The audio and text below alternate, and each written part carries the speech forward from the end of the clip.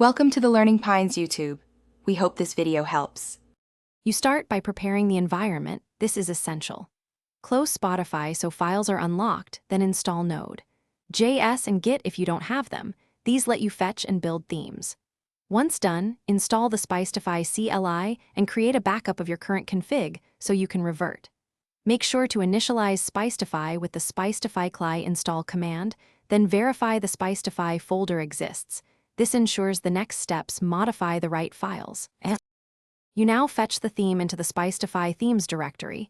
Use git clone to keep updates manageable. This is why Git mattered. Then edit your Spicetify config file to set the theme name, point to assets, and list any extensions or patch options you need. Once configured, run Spicetify apply to compile CSS and inject changes into Spotify. If apply reports errors, read the messages. They tell you which files or permissions to fix before retrying, so act on them. You finish by restarting Spotify and confirming the new theme appears. That final visual check proves everything worked. After Spotify updates, make it a habit to run Spicetify apply again, because updates often overwrite patched files. If the theme looks broken, restore your backup copy immediately or reapply with elevated permissions. Permissions and outdated assets are the most common issues. One key tip: keep the original backup and the theme repo handy.